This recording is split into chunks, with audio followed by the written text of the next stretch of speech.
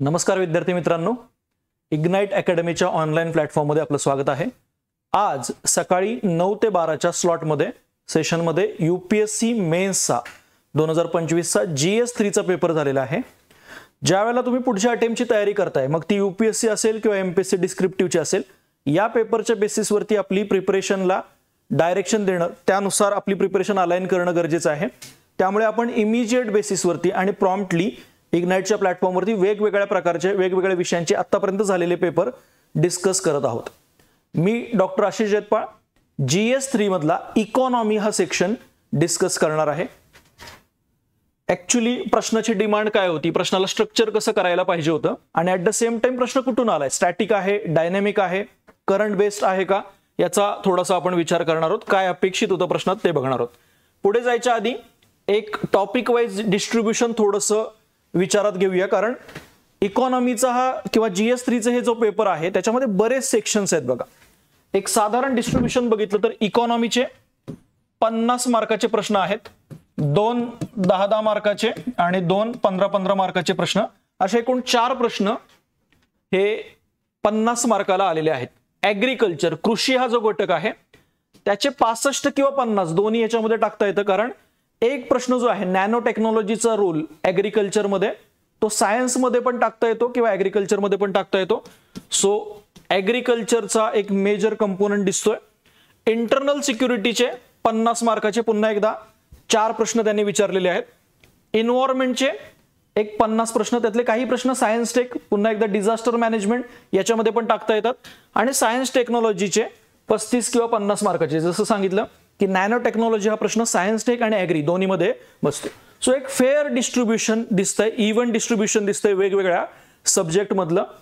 ते बघूनच आपल्या प्रिपरेशनला डायरेक्शन दिली पाहिजे, कारण हे जे गोष्टी आहेत ऍग्रीकल्चर, इंटरनल सिक्युरिटी, त्यामध्ये आपण तितके एफर्ट देत नाही किंवा आपलं टाइम देत नाही। सो ती मिस्टेक न करता, कारण हे कॉस्ट बेनिफिट खूप जास्त आहे, अर्थात त्या विषयाची फॅकल्टी हे विषय सुद्धा डिटेलमध्ये डिस्कस करणार आहेत। आपण इकॉनॉमी मधला पहिला प्रश्न डिस्कस करूया। पहिलाच या GS3च्या पेपर मधला पहिला प्रश्न हा distinguish between human development index HDI, मानव विकास निर्देशांक ज्याला आपण म्हणतो,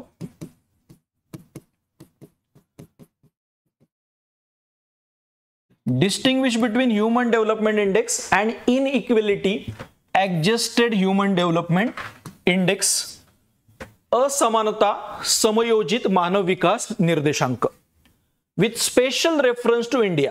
भारताच्या विशेष संदर्भासह आपल्याला मानव विकास निर्देशांक आणि असमानता समयोजित मानव विकास निर्देशांक यातला डिफरन्स सांगायचा आहे। Why inequality adjusted human development index is considered as better indicator of inclusive growth, सर्वसमावेशक वृद्धीचा बेटर इंडिकेटर IHDI काय आहे असं विचारलेलं आहे। लक्षात घ्या, पहिल्यांदा तर आपल्याला सिलेबस पॉइंटला लिंक करावं लागेल। हा कुठल्या सिलेबस पॉइंट मध्ये प्रश्न आलाय, तर आपल्याला इन्क्लुझिव्ह ग्रोथ नावाचा थेटपणे सिलेबस मध्ये पॉइंट मेन्शन आहे, त्यासोबत याचा संबंध डेव्हलपमेंट ग्रोथ या पॉइंटशी पण जोडता येतो। सो सिलेबसला धरून प्रश्न विचारलेला आहे का, तर निश्चितपणे विचारलेला आहे। इन्क्लुझिव्ह ग्रोथ ही मेजर थीम आहे, गव्हर्नमेंटचा सध्याचा फोकस पण इन्क्लुझिव्ह ग्रोथ वरती आहे। अशी ग्रोथ प्रोसेस जी सर्व व्यक्तींना सामावून घेईल, म्हणजे आपल्या पंतप्रधानांच्या शब्दात सांगायचं झालं तर सबका साथ सबका विकास। तर ते इन्क्लुझिव्ह ग्रोथ साठी इंडिकेटर काय असायला पाहिजे। आता लक्षात घ्या, हा जो प्रश्न आहे ना, तो टिपिकल MPSC डिस्क्रिप्टिव्हची भीती वाटणाऱ्या लोकांनी पाहिला पाहिजे। म्हणजे डिस्क्रिप्टिव्ह मध्ये मला लिहावं लागणार आहे, पॅटर्न पूर्णपणे बदललाय। हा प्रश्न ऍक्च्युअली MPSCच्या ऑब्जेक्टिव्हची आतापर्यंत जी तयारी करत होते त्यांना चांगला टॅकल करता आला असता, चांगला लिहिता आला असता, कारण त्यांना HDI असेल किंवा इनइक्वेलिटी ऍडजस्टेड ह्युमन डेव्हलपमेंट असेल, त्याची पार्श्वभूमी, त्याचे इंडिकेटर हे तोंडपाठ असतात। मी प्रत्येक वेळेला सांगत असतो की अनालिसिस कधी करता येतं, जेव्हा तुम्हाला फॅक्च्युअल बेस आहे। तर या प्रश्नात सुरुवातीलाच तुम्हाला काय सांगायचं आहे, ह्यूमन डेव्हलपमेंट इंडेक्स आणि inequality adjusted human development इंडेक्सचे indicator, त्याचा डिफरन्स काय हे सांगायचं आहे। बघा, ह्यूमन डेव्हलपमेंट इंडेक्स मानव विकास निर्देशांक 3 आयामांवरती आधारित आहे। आपल्या सगळ्यांना तो माहित असेल। ते 3 आयाम कोणते कोणते आहेत, तर पहिला आहे लाईफ एक्सपेक्टन्सी ॲट बर्थ, जन्माच्या वेळचे अपेक्षित आयुर्मान. लाईफ एक्सपेक्टन्सी ॲट बर्थ याचा अर्थ काय होतो, एक नवजात जे बालक आहे ते किती वर्ष सरासरी जगेल याचा अंदाज म्हणजे लाईफ एक्सपेक्टन्सी ॲट बर्थ. तुमची आरोग्य व्यवस्था कशी आहे ही बघण्यासाठी लाईफ एक्सपेक्टन्सी ॲट बर्थ पाहिला जातो. एक्सपेक्टेड इयर ऑफ स्कूलिंग म्हणजे लहान मूल जे पहिल्यांदा शाळेत जाणार आहे ते अपेक्षित किती अंदाजे वर्ष शाळेमध्ये शिकणार आहे याचा एक अंदाज एक्सपेक्टेड इयर ऑफ स्कूलिंग. तुमच्या शिक्षण या आयामामध्ये काय चाललंय, मीन इयर ऑफ स्कूलिंग. बघा पहिल्या याच्यात काय बघितलं आपण, एक्सपेक्टेड इयर ऑफ स्कूलिंग मध्ये लहान मूल जेव्हा पहिल्यांदा शाळेत जाणार आहे त्यावेळेला तो सरासरी किती वर्ष शिकेल. मीन इयर स्कूलिंग मध्ये प्रौढ ज्या व्यक्ती आहेत 25 वर्षापेक्षा जास्त त्या सरासरी किती वर्ष शाळेत शिकलेल्या आहेत हे बघितलं तर मीन इयर ऑफ स्कूलिंग. सो आरोग्याचा निर्देशांक लाईफ एक्सपेक्टन्सी ॲट बर्थ आहे, एक्सपेक्टेड इयर ऑफ स्कूलिंग आणि मीन इयर ऑफ स्कूलिंग शिक्षणाचा निर्देशांक आहे. आणि तुमच्या राहणीमानाचा दर्जा हा तिसरा आयाम, तिसरा डायमेन्शन ह्युमन डेव्हलपमेंट इंडेक्स मध्ये आहे जो मोजला जातो GNI per capita, gross national income per capita. आता GNI पर कॅपिटा म्हणजे काय, तुमचं एकूण राष्ट्रीय उत्पन्न ग्रॉस नॅशनल इन्कम त्याला तुमच्या लोकसंख्येने भागणं. एक प्रकारे एक ॲव्हरेज काढण्याचा प्रयत्न आहे, पण हा ॲव्हरेज पूर्ण पिक्चर क्लिअर करत नाही, म्हणजे किती वितरण झालेलं आहे राष्ट्रीय उत्पन्नाचं हे सांगत नाही. म्हणजे मी असं म्हटलं की समजा 1000 रुपये आमचं राष्ट्रीय उत्पन्न आहे आणि आमची लोकसंख्या 100 आहे, तर आपलं GNI पर कॅपिटा किती येईल, 10 रुपये येईल. पण प्रत्येक 100 लोकांमागे हे 10 रुपये असतील ह्याची काही गॅरंटी देता येत नाही. असं असू शकतं की 20च लोकांचं उत्पन्न 800 रुपये आहे आणि उरलेल्या 80 लोकांचं उत्पन्न 200 रुपये आहे. म्हणजे ज्या वेळेला आपण रिपोर्ट वाचतो, करंट अफेअर वाचतो की 1% भारतीयांकडे 70% देशातील संपत्ती आहे, तेव्हा काय दाखवतं ते उत्पन्नातील विषमता किंवा असमान वितरण दाखवतं. ही त्रुट असल्यामुळे ह्युमन डेव्हलपमेंट इंडेक्स मध्ये मानव विकास निर्देशांकामध्ये 2010 मध्ये inequality adjusted human development index introduce करण्यात आला. हे सेम इंडिकेटर वापरले जातात, फक्त त्याच्यामध्ये प्रत्येक इंडिकेटरमध्ये असमानता किती आहे त्या असमानतेनुसार तुमची व्हॅल्यू कमी जास्त होते. बघा म्हणजे काय झालं की जर समजा असमानताच नसेल, देशामध्ये कंप्लीट समानता असेल, तर ह्युमन डेव्हलपमेंट इंडेक्सची व्हॅल्यू आणि इनइक्वॅलिटी ऍडजस्टेड ह्युमन डेव्हलपमेंट इंडेक्सची व्हॅल्यू सेम येते. याचा अर्थ काय, कंट्रीमध्ये इनइक्वॅलिटी 0 आहे किंवा संपूर्ण एकता आहे किंवा समानता आहे. पण जर काय झालं HDI पेक्षा, समजा HDI ची व्हॅल्यू 0.6 आहे आणि इनइक्वॅलिटी ऍडजस्टेड ह्युमन डेव्हलपमेंटची व्हॅल्यू 0.5 आहे, याचा अर्थ काय की तुमची व्हॅल्यू HDI पेक्षा इनइक्वॅलिटी ऍडजस्टेड ह्युमन डेव्हलपमेंट इंडेक्सची कमी झालेली आहे. याचा अर्थ देशामध्ये असमानता आहे. आता भारताच्या संदर्भात ज्यावेळेला आपण म्हणतो गरिबी आपण कमी करत चाललेलो आहोत, त्यावेळेला inequality adjusted human development index दाखवतो की भारतातील असमानता पण तितकीच वाढत चाललेली आहे. म्हणजे भारताचा HDI जो आहे त्यापेक्षा इनइक्वॅलिटी ऍडजस्टेड ह्युमन डेव्हलपमेंट इंडेक्सचा जो स्कोर आहे तो 30.7% घसरतो. आपला ह्युमन डेव्हलपमेंट इंडेक्स पेक्षा इनइक्वॅलिटी असमानता समयोजित मानव विकास निर्देशांक 30.7% कमी होतो. याचाच अर्थ काय, भारतामध्ये असमानता आहे. आणि ज्यावेळेला तुम्ही सर्वसमावेशक वृद्धी म्हणता, इन्क्लुझिव्ह ग्रोथ म्हणता, त्यावेळेला तुमच्यात काय व्हायला पाहिजे, हा inequality adjusted human development index almost HDIच्या जवळ गेला पाहिजे. याचा अर्थ इन्क्लुझिव्ह ग्रोथला दाखवण्यासाठी HDI पेक्षा बेटर इंडिकेटर काय आहे, IHDI आहे. फक्त या प्रश्नामध्ये तुम्ही आणखी काही गोष्टी सांगणं अपेक्षित होतं, जसं की ही डिस्पॅरिटी कशामुळे आहे, ही असमानता कशामुळे आहे, मग ती लिंगभाव जेंडरच्या बेसिसवरती गॅप आहे, रुरल अर्बन डिवाइड आहे, ग्रामीण आणि शहरी भागामध्ये किंवा शहरी भागामध्ये सुद्धा विषमता खूप मोठ्या प्रमाणात आहे. हे सांगत असताना रिसेंट नजीकचे जे काही रिपोर्ट आहेत, जसं की वर्ल्ड बँकचे, की भारतामधील असमानता कमी झालेली आहे. भारत एक टॉप 5 देशांमध्ये आहे की ज्याच्यामध्ये पर कॅपिटा इन्कमच्या बाबतीमध्ये समानता आहे, असं पण एक पॉझिटिव्ह पिक्चर दाखवणं, जेणेकरून आपलं उत्तर एकाच अंगाने जाणार नाही याची पण काळजी घेणं गरजेचं होतं, की दुसरं पिक्चर दाखवणं, इनइक्वेलिटी कमी करण्यासाठी शासन जोरदार उपाय करतोय आणि त्याचे चांगले सकारात्मक परिणाम पण दिसतायत, हे उत्तराच्या उत्तरार्धात सांगणं अपेक्षित होतं. सो उत्तराची रचना काय असायला पाहिजे बेसिकली, की दोन्ही मधला इंडेक्स मधला फरक काय आहे, inequality adjusted human development index inclusive growth साठी का महत्वाचा आहे, इन्क्लुझिव्ह ग्रोथ कडे जाण्यासाठी का गरजेचं आहे, आणि त्याच्यानंतर इन्क्लुझिव्ह ग्रोथ भारतामध्ये होते याचं सकारात्मक पिक्चर पण दाखवणं अपेक्षित होतं.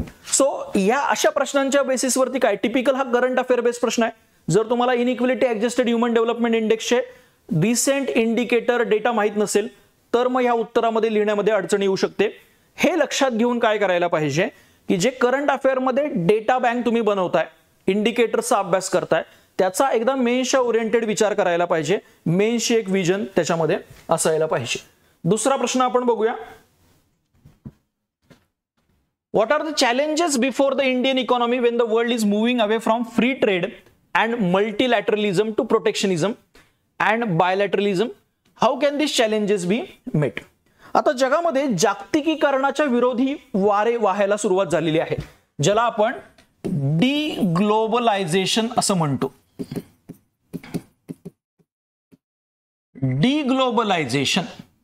डिग्लोबलायझेशनचा अर्थ काय, की जागतिकीकरणाकडे जाणारी जी टेंडन्सी होती, जग वेगवेगळ्या गोष्टींनी एकत्र येण्याची जी टेंडन्सी होती ती कमी होऊन आता देशांमध्ये आपले संकुचित राष्ट्रीय हितसंबंध जोपासणं, जसं की डोनाल्ड ट्रम्प म्हणतात अमेरिका फर्स्ट, की आम्ही अमेरिकेचं हित बघणार आहोत, आम्हाला जागतिक हितसंबंधाशी फार लगेच घेणं देणं नाहीये, ते डिग्लोबलायझेशन आहे.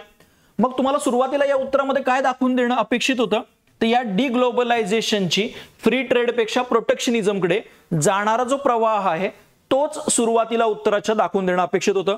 मग त्याच्यामध्ये अमेरिकेचं धोरण, अमेरिका फर्स्टचं असेल, किंवा अमेरिका आणि चायनामध्ये जो ट्रेड वॉर सुरू आहे तो ट्रेड वॉरचा पण रेफरन्स देता आला असता. एकमेकांवरती ते काय करत आहेत, आयात शुल्क वाढवत चाललेले आहेत. अमेरिकेने भारतावर सुद्धा रिसेंटलीच टॅरिफ जास्त आकारण्यास सुरुवात केलेली आहे. काही वर्षांपूर्वी युरोपियन युनियनमध्ये युके, युनायटेड किंगडम बाहेर पडलेला आहे, ब्रेक्झिट ज्याला आपण म्हणतो. सो ह्या सगळ्या टेंडन्सी काय दाखवतात, ग्लोबलायझेशनच्या अगेन्स्ट चाललेल्या प्रवृत्ती. सो त्या सांगितल्यानंतर या गोष्टी भारतासमोर कोणते चॅलेंजेस निर्माण करतात आणि त्याच्यावरती काय उपाय केले पाहिजेत, हे क्वेश्चन मधले दोन इम्पॉर्टंट आस्पेक्ट आहेत. सो कंटेक्स्ट सांगणं, कंटेक्स्ट सांगितल्यानंतर आव्हानं काय आहेत आणि आव्हानं सांगितल्यानंतर त्या आव्हानावर मात कशी करायची हे उत्तरामध्ये अपेक्षित आहे. बघा, ही जी गोष्ट आहे की आपल्याला लिबरलायझेशनचा भारतीय अर्थव्यवस्थेवर झालेला परिणाम, एकूणच भारतीय अर्थव्यवस्थेचे वेगवेगळे सिलेबस पॉइंट याला लिंक करता येते. सतत रिसेंट करंट अफेअर मध्ये चालू असणारी गोष्ट आहे. जसं की या काही न्यूज आहेत बघा, या वर्षीच्याच 13 फेब्रुवारीची आहे, ही गेल्या वर्षीची आहे. Why new government should impress global market rather than withdraw from WTO, India should strengthen trade multilateralism. So ही जी गोष्ट आहेत ना, की डिग्लोबलायझेशन चाललेलं आहे, इंडियाची भूमिका काय असायला पाहिजे आणि ओव्हरऑल इंडिया समोर काय चॅलेंजेस त्याच्यामुळे फेस झालेले, हे वेगवेगळ्या रिसेंट न्यूज आर्टिकल्सनी कव्हर केलेलं आहे. सो न्यूज पेपरचा, ओव्हरऑल करंट अफेअरचा या प्रकारच्या डायनॅमिक प्रश्नांना टॅकल करताना नक्की फायदा होतो. आपण पहिल्यांदा बघूया काय चॅलेंजेस या गोष्टीमुळे इंडियन इकॉनॉमी समोर निर्माण होतील. आता दोन आस्पेक्ट आहेत, तर ऍटलिस्ट दोन्हीच्या ह्याच्यामध्ये 5-6 पॉइंट आपण जनरेट करणं अपेक्षित आहे. पहिलं म्हणजे इम्पिडिमेंट टू एक्सपोर्ट लेड ग्रोथ, ज्याला आपण निर्यात प्रधान वृद्धी म्हणतो. Export led growth. लिबरलायझेशन झाल्यानंतर आणि खास करून नजीकच्या काळामध्ये भारताचा भर कशावरती आहे, तर आपल्याला जास्तीत जास्त निर्यात करून आपली आर्थिक वृद्धी साध्य करायची आहे, जी चायनाने खूप आधी साध्य केलेली आहे. आणि बघा, भारत सगळ्यात जास्त निर्यात कशाची करतोय, तर आपल्या सेवांची, सर्व्हिसेसची करतोय. तर त्या सेवांची ग्रोथ, आपल्या ऍग्रिकल्चरल प्रोडक्ट, जर प्रत्येक जण आपले हित बघायला लागला आणि आयात कर खूप वाढवायला लागला तर आपली निर्यात काय होऊन जाईल, ऑटोमॅटिकली कमी होऊन जाईल. सो या निर्यात प्रधान वृद्धीला एक अडथळा निर्माण होईल. भारताच्या सेवा क्षेत्रावर याचा खूप मोठा परिणाम होईल, कारण भारताचा खूप मोठं मनुष्यबळ आपण जगभर पसरलेला आहे, त्याचा भारतीय अर्थव्यवस्थेला रिमिटन्सेस परताव्याच्या स्वरूपात फायदा होतो. ऍट द सेम टाइम भारतामध्ये ज्या वेगवेगळ्या प्रकारच्या इंडस्ट्री बेस्ड आहेत त्या आउटसोर्सिंग साठी फेमस आहेत, की अमेरिकेतला एका उद्योग आहे त्याचं आउटसोर्सिंग इंडियामध्ये केलं जातं. सो या उद्योगांवरती पण काय होईल, निगेटिव्ह इम्पॅक्ट होईल. फॉरेन डायरेक्ट इन्व्हेस्टमेंट, सध्या भारतीय अर्थव्यवस्थेला सगळ्यात जास्त अपेक्षित असलेली आवश्यक असलेली गोष्ट कोणती आहे, ती आहे गुंतवणुकीची. अशी थेट परकीय गुंतवणूक या प्रकारच्या प्रोटेक्शनिझममुळे कमी होण्याचे चान्सेस आहेत आणि ती भारतीय अर्थव्यवस्थेला, एकूणच भारताच्या पायाभूत संरचनेच्या विकासाला, एकूणच रोजगार निर्मितीला आणि एकूण उद्योगाच्या उभारणीला नकारात्मक ठरू शकते. तर तो एक फॅक्टर आहे. त्याच्यानंतर जितके तुम्ही अशा प्रकारच्या प्रोटेक्शनिझमचा वापर कराल, राष्ट्रीय हितसंबंधाचा विचार कराल, त्याच वेळेला आंतरराष्ट्रीय संघटना, आंतरराष्ट्रीय जे मंच आहेत जसं की जागतिक व्यापार संघटना WTO, या एक प्रकारे काय होतात, निष्क्रिय होऊन जातात. त्यांची जी भूमिका आहे, त्यांचा जो रोल आहे तो कमी कमी होत जातो आणि ह्यांचा रोल कमी झाला तर एक प्रकारे थेट भारतावरती त्याचा इम्पॅक्ट होतो. कारण WTOचा भारताने आपले हितसंबंधांचं पोषण करण्यासाठी, भारताच्या हितसंबंधांचं रक्षण करण्यासाठी निश्चितपणे चांगला वापर केलेला आहे. म्हणजे फूड सिक्युरिटी ही जी आपलं कन्सर्न आहे, अन्न सुरक्षा, तो आपण WTO मध्ये सतत मांडत असतो. सो जर या इन्स्टिट्यूशन वीक झाल्या आणि देशांतर्गत जो आपण म्हणू देशाचं आपलं धोरण प्रभावी ठरायला लागलं तर त्याचा एकूणच भारतीय अर्थव्यवस्थेवरती परिणाम होईल. त्यानंतर लक्षात घ्या, जर आयात महाग झाली, कारण आयात शुल्क आता काय करतायत डोनाल्ड ट्रम्प असतील किंवा वेगवेगळे देश असतील, आयात शुल्क खूप मोठ्या प्रमाणात वाढवत आहेत. त्याचसोबत देशांच्या अंतर्गत वेगवेगळ्या प्रकारचे निर्बंध लादतायत. अशामुळे टॅक्स जर वाढला, वेगवेगळ्या प्रकारचा कर वाढला तर आयात महाग होणार आहे आणि त्यामुळे आपल्याला जो याच्या आधी स्वस्त आयात मिळत होती आणि त्याने देशांतर्गत उद्योगाला फायदा होत होता तो सुद्धा कमी होईल. बघा, हे ग्लोबलायझेशनचा फायदा काय असतो की तुम्हाला मल्टिपल रिसोर्सेस अवेलेबल होतात. तुम्ही वेगवेगळ्या ठिकाणाहून कर्ज घेऊ शकता, वेगवेगळ्या ठिकाणाहून जे बेसिक रॉ मटेरियल लागणार आहे किंवा तुमच्या इंडस्ट्रीसाठी लागणाऱ्या गोष्टी आहेत त्या तुलनात्मक दृष्ट्या कमी पैशामध्ये इम्पोर्ट करू शकता. पण अशा प्रकारचे रिस्ट्रिक्शन वाढले तर तुलनात्मक जो ऍडव्हान्टेज आहे तो कमी होईल. त्यानंतर भारताची जी स्ट्रॅटेजिक ऑटोनॉमी आहे ती स्ट्रॅटेजिक ऑटोनॉमी कमी होऊ शकते. म्हणजे आत्ताच बघा, ज्या वेळेला प्रोटेक्शनिझम वाढत चाललेलं आहे, अमेरिका म्हणते की तुम्ही रशियाकडून हे घेऊ नका, वेगवेगळ्या देशांवरती निर्बंध लादत आहे, तर अशा वेळेला वेगवेगळ्या देशांकडून आपल्या हिताची जी गोष्ट आहे ती घेण्यावरती पण बंधने निर्माण होतात आणि राष्ट्रीय हितसंबंधाला बाधा निर्माण होते. एकूणच अर्थव्यवस्था आणि राष्ट्रीय हितसंबंध, आंतरराष्ट्रीय स्तरावरती सुद्धा, आंतरराष्ट्रीय संबंधांमध्ये सुद्धा त्याच्यामुळे तणाव निर्माण होतो. सो हे सगळे चॅलेंजेस आहेत. एकूणच रोजगार, एकूणच राष्ट्रीय विकास याच्यावरती त्याचा नकारात्मक परिणाम होणार आहे. त्याच्यानंतर आपल्याला प्रश्नात विचारले की याच्यावरती कशी मात करायची, त्या चॅलेंजेसवरती, आव्हानांवरती मात कशी करायची. त्यावेळेला उत्तरामध्ये सुरुवातीला सांगायला पाहिजे की उपाय करताना मल्टी प्रॉंग्ड अप्रोच स्ट्रॅटेजी असायला पाहिजे. म्हणजेच काय, बहुआयामी स्तरावरती किंवा बहुआयामी दृष्टिकोनातून याच्यावरती मात करणं अपेक्षित आहे. बहुआयामी दृष्टिकोन असणं गरजेचं आहे. जसं की हा शब्द सतत करंट अफेअर मध्ये यूज केला जातोय की इंडियाचा रोल काय असायला पाहिजे टू रिबॅलन्स ग्लोबलायझेशन. डिग्लोबलायझेशनकडे चालणारी जी टेंडन्सी आहे ती कमी करून जागतिकीकरणाचा समतोल पुनर्स्थापित करणं, रिबॅलन्सिंग ग्लोबलायझेशन. म्हणजे ज्या वेळेला जगभरात ग्लोबलायझेशन, जागतिकीकरणाच्या विरोधी प्रवाह वाढतोय त्यावेळेला भारताने जागतिकीकरणाच्या समर्थनार्थ, बहुपक्षीय व्यापाराच्या समर्थनार्थ मोठ्या प्रमाणात आघाडी उभारली केली पाहिजे. त्याचं लीडरशिप इंडियाने घेतलं पाहिजे. त्या मतप्रवाहाच्या विरोधात जाऊन भारताने मल्टीलॅटरलिझमला समर्थन केलं पाहिजे. त्यानंतर दुसरा उपाय आहे तो म्हणजे बघा, एकदा जागतिकीकरणासाठी प्रयत्न करायला पाहिजे, जागतिकीकरणाचा जो लाभ आहे तो मिळण्यासाठी प्रयत्न करायला पाहिजे. पण त्यासोबत आपल्याला आपल्या डोमेस्टिक कॅपेबिलिटी इन्हान्स करायला लागतील. देशांतर्गत जी आपली क्षमता आहे ती विकसित करावी लागेल. कारण जर आंतरराष्ट्रीय फॅक्टर फेवरेबल झाले नाही तर ते आपल्या इमिजिएट बेसिसवरती काय करू शकतात, आपल्या देशांतर्गत अर्थव्यवस्थेला खीळ बसवू शकतात. हे होऊ नये म्हणून काय करायला पाहिजे, आत्मनिर्भरता. म्हणजे डोमेस्टिक कॅपेबिलिटीचा सिंपल अर्थ काय होतो, आपण आपली आत्मनिर्भरता वाढवणं गरजेचं आहे. आत्मनिर्भरता वाढवणं म्हणजे काय? देशांतर्गत उत्पादन वाढवणं, जेणेकरून देशांतर्गत बाजारपेठेची गरज तर भागेल, आपण खूप मोठ्या प्रमाणात निर्यात पण करू शकतो. मग शासनाचा जो मेक इन इंडिया इनिशिएटिव्ह आहे, तो मेक इन इंडिया इनिशिएटिव्ह सुद्धा यासाठीच निर्माण करण्यात आलेला आहे की आम्ही देशांतर्गत आत्मनिर्भर होण्यासाठी प्रयत्न करणार आहोत. लोकलला ग्लोबल करा, हे जे पंतप्रधानांचा नारा आहे तो पण त्या दृष्टीनेच आहे, देशांतर्गत आपली क्षमता वृद्धिंगित करणं. त्यानंतर दुसरं, ही जी रिस्ट्रिक्शन्स येत आहेत ते अमेरिका, युरोपियन देश यांच्याकडून येत आहेत, त्यापेक्षा काय करा की या देशांवरती अतिरिक्त फोकस करण्यापेक्षा ट्रेड डायव्हर्सिफिकेशन करता येतं. व्यापाराचं वैविध्यीकरण म्हणजे काय की खूप असे मार्केट आहेत की जे अजून आपण पोटेन्शियली त्याचा वापर केलेला नाही किंवा तिथे एंटर केलेलं नाही, जसं की लॅटिन अमेरिका आहे, आफ्रिकेचं खूप मोठं मार्केट आहे, तिथं आपण आपले प्रोडक्ट खूप मोठ्या प्रमाणात विकू शकतो, जेणेकरून ग्लोबलायझेशनला बॅलन्स करण्यात इन अ वे मदत होईल. की हे पाश्चात्य किंवा विकसित देश संकुचित अर्थाने बघत असताना लॅटिन अमेरिका, आफ्रिका अशा देशांवरती आपण फोकस करू शकतो. त्यानंतर WTO, UNCTAD किंवा आंतरराष्ट्रीय युनायटेड नेशनच्या ज्या ज्या संस्था आहेत त्या सक्षम करण्यासाठी प्रयत्न करणं, हे सुद्धा हे आव्हानावरती मात करण्यासाठी गरजेचा उपाय आहे. WTOचे मेकॅनिझम कशा प्रकारे सक्षम होतील यासाठी प्रयत्न करणं. त्यानंतर हा एक कीवर्ड आहे, इंटरनल लिबरलायझेशन, अंतर्गत उदारीकरण.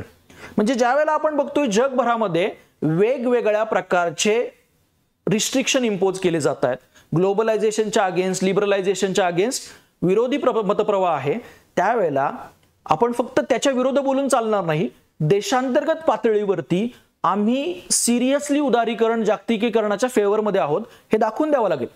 म्हणजे जेव्हा आपण कृषी निर्यातीबद्दल बोलतो तर कृषी निर्यातीमध्ये आपण खूप ॲडव्हॉकपणा आहे. ॲडव्हॉकपणा म्हणजे काय की त्याच्यामध्ये एक लॉंग टर्म विजनच नाही. आपल्याला गरज पडली की आपण निर्यातीवरती बंदी लागतो, लगेच एखाद्या वेळेला निर्यात वरती बंदी हटवतो.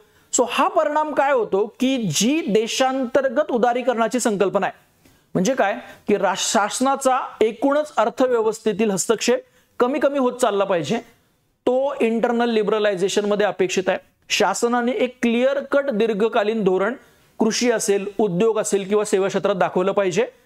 त्याचा फायदा एकूणच ट्रेड अट्रॅक्टिव्हनेससाठी, एकूणच व्यापारी आकर्षकता किंवा इन्व्हेस्टमेंटची आकर्षकता वाढवण्यासाठी होणार आहे. सो अशा बहुआयामी उपायाचा वापर केला तर एक प्रकारे भारत डिग्लोबलायझेशनच्या विरोधात लीडरशिप रोल तर प्ले करेल, त्यासोबत देशांतर्गत जी अर्थव्यवस्थेची आपली उद्दिष्ट आहेत ती उद्दिष्ट सुद्धा पूर्ण करेल. अशा नोटवरती हे उत्तर एंड करता आलं असतं. त्याच्यानंतरचा जो तिसरा प्रश्न आहे, अत्यंत महत्वाचा प्रश्न आणि एक्सपेक्टेड प्रश्न, जो करंट अफेअर मध्ये परत परत अपेक्षित होता. इव्हन GS2, GS3 दोन्ही मध्ये तो येईल असं किंवा दोन्हीपैकी एक मध्ये येईल असं वाटत होतं, GS3 मध्ये आलाय. काय प्रश्न आहे? Explain how fiscal health index can be used as a tool for assessing the fiscal performance of states in India. In what way would it encourage the states to adopt prudent and sustainable fiscal policies? नीति आयोगचा एक fiscal health index आहे. म्हणजेच काय, राज्याची जी राजकोषीय स्थिती आहे, आपण शासनाचा अर्थसंकल्प हा टॉपिक जो आहे आपल्या थेट सिलेबस मध्ये मेन्शन असलेला पॉइंट आहे, गव्हर्नमेंट बजेट. त्या गव्हर्नमेंट बजेटला डायरेक्टली कॅटर करणारा पॉइंट म्हणजे फिस्कल हेल्थ इंडेक्स. काय करण्यात आलंय, राज्यांची जी फिस्कल हेल्थ आहे, राजकोषीय आरोग्य आहे, त्या आरोग्याची तपासणी करण्यासाठी नीती आयोगाने लॉन्च केलेला हा इंडेक्स आहे. नीती आयोगचं जे ओव्हरऑल अप्रोच आहे कोऑपरेटिव्ह अँड कॉम्पिटिटिव्ह फेडरलिझमचं, की स्पर्धात्मक संघराज्यवाद, सहकारी संघराज्यवाद रुजवणं, राज्यांमध्ये एक विधायक विकासलक्षी स्पर्धा असायला पाहिजे, डेव्हलपमेंटल नीड्सच्या ओरिएंटेड, डेव्हलपमेंटल प्रायोरिटीच्या ओरिएंटेड राज्यांनी काय करायला पाहिजे, स्पर्धा करायला पाहिजे. त्या दृष्टीने फिस्कल हेल्थ इंडेक्स सुद्धा महत्वाचा आहे नीती आयोगच्या बाकीच्या इंडिकेटर सोबत सुद्धा. बघा या वर्षीच्याच जून मध्ये, इव्हन जानेवारीमध्ये हा न्यूज मध्ये होता, fiscal health ranking can act as a policy nudge, encourage state to lower डेप्ट रेशो. जानेवारीमध्ये, एप्रिलमध्ये, जूनमध्ये परत परत हा फिस्कल हेल्थ इंडेक्स न्यूज मध्ये होता. सो काय करतो हा इंडेक्स, तर जसं त्याच्या नावातच आहे की राज्यांची एकूणच जी स्थिती आहे, कशाची, राजकोषीय आरोग्याची ती तपासतो. मग त्याच्यामध्ये कोणत्या गोष्टी बघितल्या जातात? त्याच्यामध्ये पहिल्यांदा टॅक्स बायोन्सी बघितलं जातं. टॅक्स बायोन्सी आपण जे स्टॅटिक सिलेबस मध्ये टर्म करत असतो. म्हणजे काय, तुमचं जीडीपी जितका वाढतोय तितकं तुमचं टॅक्स कलेक्शन वाढतंय का. एक प्रकारे याच्यामध्ये टॅक्स टू जीडीपी, जीडीपी म्हणजे स्टेटचा जीडीपी बघितला जातो. राज्यांचा जितकं ते उत्पादन वाढतंय तेवढंच त्यांचा टॅक्स वाढतोय का हे बघितलं जातं. त्याच्यानंतर राज्यांचा कर्ज आणि राज्याचा जीडीपी याचं प्रमाण बघितलं जातं. म्हणजे राज्याच्या जीडीपीच्या तुलनेमध्ये कर्ज किती आहे, कर्ज खूप जास्त झालेलं आहे का, परत कर्ज परतफेड करण्याची राज्याची क्षमता किती आहे याचा सुद्धा याच्यामध्ये विचार केला जातो. थोडक्यात काही राज्यांमध्ये काय झालंय, कर्ज खूप प्रमाणात वाढलेलं आहे, त्याच्या तुलनेत त्यांचा जीडीपी वाढत नाहीये. म्हणजे काय आहे की जर तुमचा जीडीपी वाढतोय तर तुमची कर्ज परतफेड करण्याची क्षमता सुद्धा वाढणार आहे. इव्हन ज्या वेळेला आपण fiscal responsibility and budget management act म्हणतो, FRBM ऍक्ट म्हणतो, त्याच्यामध्ये सुद्धा आता टॅक्स टू जीडीपी रेशोवरती आणि डेप्ट टू जीडीपी रेशोवरती फोकस करायला पाहिजे असं सांगण्यात आलेलं आहे, खास करून डेप्ट टू जीडीपी रेशोवरती. सो त्या दृष्टीने या इंडेक्समध्ये डेप्ट टू जीडीपी रेशो बघितला जातो. त्याच्यानंतर कशा प्रकारे एक्सपेंडिचर केलं जातं, त्याचं प्रायोरिटायझेशन कसं आहे. म्हणजे राज्य जो खर्च करतोय तो भांडवली खर्चावरती करतोय का, उत्पादक खर्च आहे की जस्ट पॉप्युलिस्ट इलेक्शनचा विचार करून केलेला खर्च आहे, याचा पण फिस्कल हेल्थ इंडेक्स मध्ये विचार केला जातो. कारण काय की जर तुम्ही समजा पॉप्युलिस्ट स्कीम लॉन्च केल्या, खूप जास्त सबसिडीच्या स्कीम लॉन्च केल्या, तर तुमचा रेव्हेन्यू एक्सपेंडिचर वाढेल, महसुली खर्च वाढेल, पण तुमचा भांडवली खर्च जो ऍक्च्युअली अर्थव्यवस्थेचा उत्पादक क्षमता वाढवण्यासाठी गरजेचा असतो, लॉंग टर्म अर्थव्यवस्थेला बूस्ट देण्यासाठी गरजेचा असतो, तो कमी होईल. त्या दृष्टीने कॅपिटल एक्सपेंडिचर प्रॉपर होतंय का याचा विचार केला जातो. त्याच्यानंतर फिस्कल डेफिसिट जो आहे, राजकोषीय तूट, ती राजकोषीय तूट नियंत्रणात आहे का, FRBM ऍक्टने रेकमेंड केलेल्या मर्यादेत आहे का, याचा पण विचार केला जातो. कारण तूट जास्त असेल तर कर्जाचा भार वाढत जातो. या सगळ्या गोष्टींचा विचार करत असल्यामुळे राज्यांवरती काय येईल, एक प्रकारचा सकारात्मक दबाव येईल आणि राज्यांमध्ये कंपॅरिझन करत असल्यामुळे, तुलना करत असल्यामुळे एकूणच राज्याची राजकोषीय स्थिती सुधारण्यासाठी हा इंडेक्स अत्यंत महत्त्वाचा आहे. त्यामुळे हा प्रश्न पुन्हा एकदा अप्लाइड किंवा करंट डायमेन्शन वरती होता, ज्याला बेसिकचं लिंकेज होतं. पुन्हा एकदा करंट अफेअरचं इम्पॉर्टन्स, GS3 ला रिसेंटली कमी मार्क्स येण्याचं कारण आहे की डायनॅमिक पेपर आहे. तुम्ही जर करंट अफेअर प्रॉपरली करत नसाल तर याच्यामध्ये सिव्हिअर बॅकलॅश येऊ शकतो. त्याच्यानंतरचा पुढचा प्रश्न, discuss the rationale of production linked incentive scheme, what are its achievement. So उत्पादन अनुबंधित प्रोत्साहन योजना, म्हणजे जितकं तुम्ही उत्पादन जास्त कराल त्या दृष्टीने तुम्हाला काही स्कीम मध्ये सबसिडी किंवा इन्सेंटिव्ह दिलं जाईल.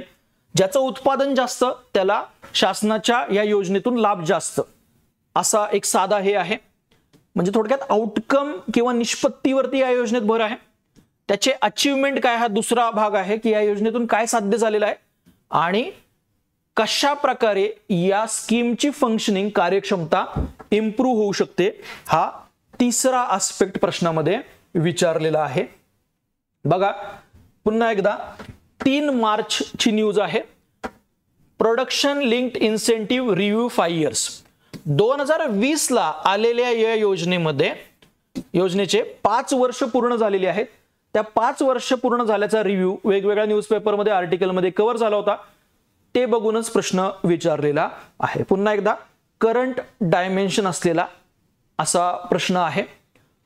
का बरं प्रोडक्शन लिंक्ड इन्सेंटिव्ह स्कीम महत्वाची आहे, तर उदारीकरणानंतर भारताचं सेवा क्षेत्र खूप वाढलेलं असलं तरी सुद्धा भारताच्या एकूण उद्योग क्षेत्रामध्ये फार वाढ झालेली नाही आणि त्यातल्या त्यात मॅन्युफॅक्चरिंग सेक्टर जो आहे भारताचा, निर्मिती क्षेत्र, त्या निर्मिती क्षेत्रामध्ये आपण फार काही अचीव करण्यामध्ये अपयशी ठरलेलो आहोत. म्हणजे 1990च्या दशकामध्ये आपल्या निर्मिती क्षेत्राचा एकूण जीडीपी मध्ये वाटा 15 ते 17% होता. आत्ता सुद्धा या 2025 मध्ये लिबरलायझेशनच्या 35 वर्षानंतर सुद्धा तो वाटा 15 ते 17% आहे. ही गोष्ट काय दाखवतो की एक प्रकारे मॅन्युफॅक्चरिंग सेक्टर, कारण मॅन्युफॅक्चरिंग सेक्टर का महत्वाचं आहे, या क्षेत्रामध्ये खूप मोठ्या प्रमाणात रोजगार निर्माण होतात. रोजगार विहीन वाढीची जी समस्या आहे, जॉबलेस ग्रोथ, ती कमी करण्यासाठी हा सेक्टर महत्वाचा आहे. इन्क्लुझिव्ह ग्रोथ अचीव्ह करायचे, हा सेक्टर महत्वाचा आहे. हे लक्षात घेऊन उत्पादन वाढवणं निर्मिती क्षेत्रामध्ये, आणि ते उत्पादन वाढवल्यानंतर तुम्हाला त्या आधारित प्रोत्साहन मिळेल अशी योजना 2020 मध्ये लॉन्च करण्यात आली. भारताला एक प्रकारे जगातील जागतिक मॅन्युफॅक्चरिंग हब, निर्मितीचं एक मोठं हब बनवायचं आहे. आत्मनिर्भरता किंवा सेल्फ रिलायन्स इम्प्रूव्ह करायचे आहे. त्याच्यानंतर परफॉर्मन्स ड्रिव्हन अप्रोचमुळे काय होतं, जेव्हा उद्योगांना कळतं की आपण जास्त उत्पादन केलं तर आपल्याला जास्त लाभ मिळणार आहे, त्याच्याबद्दल बक्षीस किंवा इन्सेंटिव्ह मिळणार आहे, त्यावेळेला ते उद्योग चांगलं तंत्रज्ञान वापरण्यासाठी प्रेरित होतात, आपल्या उत्पादनाच्या पद्धतीमध्ये बदल करतात, आणि त्यामुळे टेक्नॉलॉजीमध्ये, इनोव्हेशनमध्ये इम्प्रूव्हमेंट होते. त्याच्यानंतर आपला आयातीवरती जे अवलंबित्व आहे त्या आयातीवरचं अवलंबित्व पण कमी होतं. शाश्वतता सुद्धा प्रदान करता येते. त्या दृष्टीने खूप मोठ्या रॅशनली किंवा ऑब्जेक्टिव्ह ठेवून ही योजना बनवण्यात आलेली आहे. 14 क्षेत्र या योजनेमध्ये कव्हर होतात, जसं की इलेक्ट्रॉनिक्स मॅन्युफॅक्चरिंग, मेडिकल डिव्हाइसेसचं मॅन्युफॅक्चरिंग, फार्मास्युटिकल ड्रग. या फार्मास्युटिकल ड्रगच्या कंपोनेंटमध्ये याचा निश्चितपणे खूप फायदा झालेला आहे. या 14 सेक्टरपैकी ॲटलिस्ट 4 ते 5 सेक्टर आपल्याला माहित असते, आठवले असते, आणि ते पेपरमध्ये लिहिले असते की महत्वाचे 14 सेक्टर कव्हर्ड आहेत, जसं की 4-5 ची उदाहरणं आम्ही दिलेली आहेत. सो तरी सुद्धा एक चांगला इम्पॅक्ट पेपरमध्ये पडला असता. ही PIBचं पेज आहे बघा किंवा इमेज आहे की achievement of PLI scheme. So बघा GS3 ची रिक्वायरमेंट काय आहे, जेपर्यंत आपण इकॉनॉमीचे प्रश्न बघितलेत. एक म्हणजे तुम्हाला बेसिक कन्सेप्ट वरती क्लॅरिटी असायला पाहिजे, करंट वरती चांगला होल्ड असायला पाहिजे, त्या करंटला सिलेबस पॉइंटशी लिंक करता आलं पाहिजे, आणि तिसरं डेटा पाहिजे. कारण डेटाशिवाय तुम्ही लिहू शकत नाही की कुठल्या ह्याच्यामध्ये काय यश मिळालं, किती आता सध्या आहे. जसं की इन्व्हेस्टमेंट किती आहे केलेली आहे प्रोडक्शन लिंक्ड इन्सेंटिव्ह स्कीम मध्ये, 1.46 लाख करोड रुपयाची इन्व्हेस्टमेंट झालेली आहे. प्रोडक्शन व्हॅल्यू ही 12.50 लाख करोडची आहे. 9.5 लाख करोड रोजगार निर्मिती, 9.5 लाख एम्प्लॉयमेंट जनरेट झालेला आहे डायरेक्ट आणि इनडायरेक्ट, आणि एक्सपोर्ट 4 लाख कोटीच्या घरामध्ये झालेला आहे. सो असे छोटे फॅक्ट महत्वाचे आहेत. अर्थात या प्रश्नातला हा आस्पेक्ट थोडासा अवघड होता की नक्की किती अचीवमेंट झालेली आहे.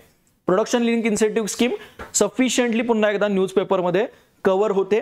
मायक्रो फॅक्ट लक्षात ठेवणं हे या प्रश्नामधलं चॅलेंज होतं. तर हे 4 प्रश्न इकॉनॉमीचे होते जे आपण डिस्कस केलेले आहेत. GS3 मधले बाकीचे जे कंपोनेंट आहेत, agriculture, science tech, disaster management, environment, हे पण रिस्पेक्टिव्ह फॅकल्टी कव्हर करणार आहेत. या अनालिसिसचा आपल्या पुढच्या अटेम्प्टसाठी निश्चितपणे वापर करून घ्या, कारण प्रॉपर डायरेक्शननी जाणं हे अत्यंत गरजेचं आहे. तुम्हाला लक्षात आलं असेल न्यूजपेपरचं महत्व, ओव्हरऑल करंट अफेअरचं महत्व, जेणेकरून याच्या पुढे, आणि न्यूज कधीचे आहेत, जानेवारी ते मेच्या पिरियड मधले आहेत. त्यामुळे असं पण टेन्शन घेऊ नका मी आतापर्यंत कव्हर केलेलं आहे, तुम्ही याच्यानंतर जरी कव्हर केलं तरी न्यूजपेपरमध्ये त्या गोष्टी रिकरंट बेसिसवरती पुन्हा पुन्हा येत असतात. सो या ओव्हरऑल अनालिसिसचा तुम्हाला निश्चितपणे फायदा होईल. Thank you very much.